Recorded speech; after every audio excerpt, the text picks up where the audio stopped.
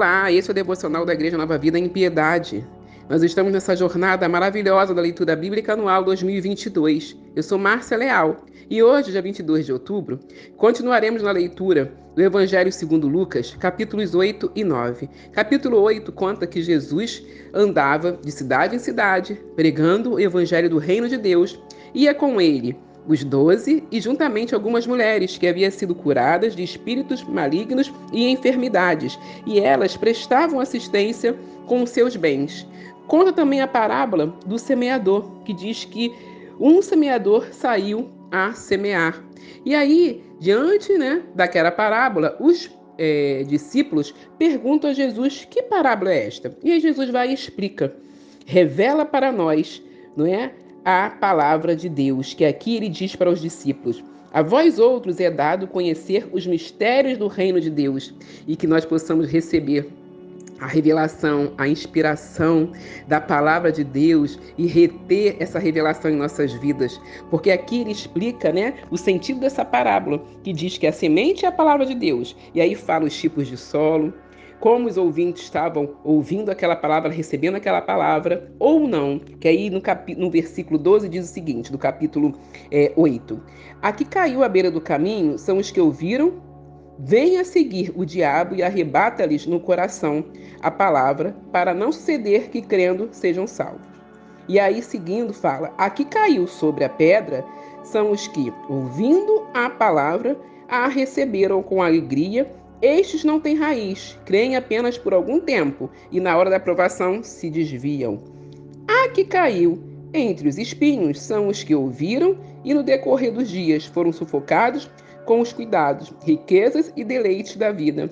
Os seus frutos não chegam a amadurecer, mostrando aqui as diversas respostas desse plantio do semeador. E aí a 15 diz o seguinte, aqui caiu na boa terra são os que, tendo ouvido de bom e reto coração, retêm a palavra, estes frutificam com perseverança, e que possamos estar posicionados nesse princípio de receber a palavra, um coração disponível, coração aberto, rendido, sujeito a essa semeadura, a revelação dessa palavra, reter, não rejeitar, e a partir daí frutificar, independente das circunstâncias, independente das coisas que sobrevêm às nossas vidas, que nós possamos andar em perseverança. Esse é o chamado. Amém? E aí, continuando, nós vemos a autoridade de Jesus quando acalma uma tempestade diante das manifestações da natureza. Ele repreende a força do vento e a fúria da água. Tudo cessou e veio a bonança. A autoridade de Jesus. Todos se rendem, tudo se rende. E aí, nós vemos também a autoridade de Jesus sobre os espíritos, os demônios, porque aqui descreve a cura do endemoniado Gerazeno. E aí, nós sabemos que os gerazenos rejeitaram Jesus diante dessa situação. Eles viram como tumulto o que Jesus fez naquele lugar ali. Não se rendeu à autoridade de Jesus. E aí nós vemos também o chefe da sinagoga Jairo se rendendo à autoridade de Jesus. Ele que era uma autoridade, ele se rendeu quando pede socorro por sua filha que estava terrivelmente enferma. E nesse meio do caminho, quando eles estão indo para a casa de Jairo, vem uma mulher, toca em Jesus, enferma há 12 anos, hemorrágica.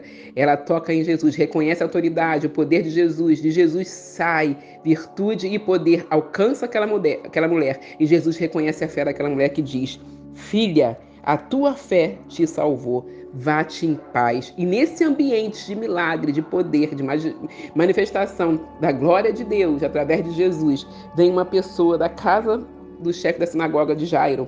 Diz o quê? Não incomoda mais o mestre, porque sua filha morreu. E aí no versículo 50 diz, mas Jesus, ouvindo isso, lhe disse, não temas, crê somente, ela será salva. Que possamos acolher essa palavra hoje. Não temas diante das circunstâncias adversas, das notícias contrárias. Nós não vamos acolher essa realidade. Nós vamos viver em fé, responder em fé e confiança e permanecer em Jesus, olhos fitos em Jesus, que é o autor e consumador da nossa fé. E a palavra de Deus para nós hoje é: não temas, crer somente. E aí, seguindo no capítulo 9, tem as instruções para os 12, né? Jesus convocando, dando poder, autoridade, mostrando o posicionamento deles de ir, de permanecer nos lugares, de sair.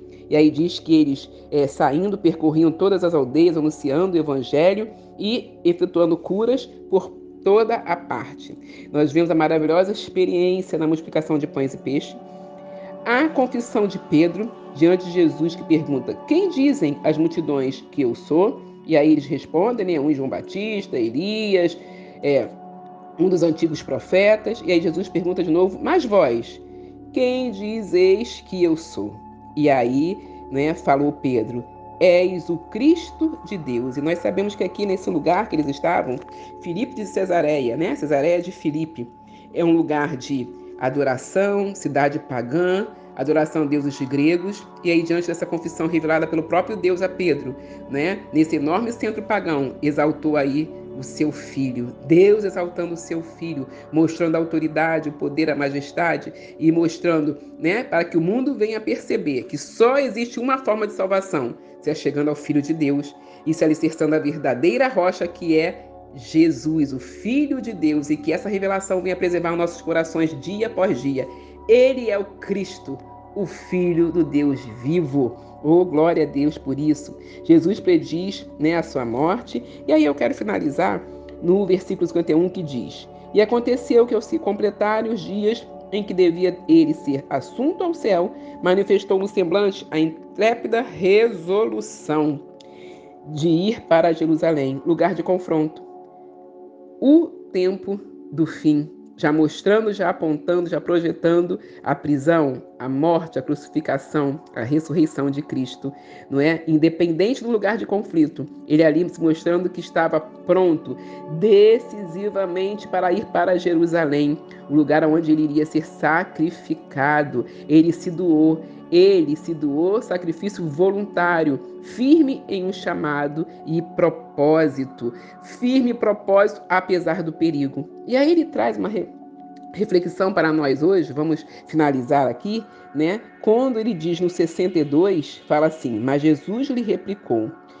ninguém que tendo posto a mão no arado olha para trás é apto para o reino de Deus, né? Porque aí alguém diz para ele: seguir-te-ei para onde quer que fores. E aqui Jesus conta a realidade da prioridade do reino de Deus e como ele, né, renunciou a todas as coisas, e que possamos nos manter nesse lugar, né, de renúncia, de colocar ele em primeiro lugar, a justiça dele em primeiro lugar, e todas as outras coisas nos serão acrescentadas. Que a palavra de Deus venha ganhar forma em nossas vidas, venha achar espaço em nossos corações, revelando mais e mais a vontade dele para as nossas vidas, nos fortalecendo, nos direcionando, nos trazendo refrigério nesse dia. Amém? Que Deus te abençoe e te guarde.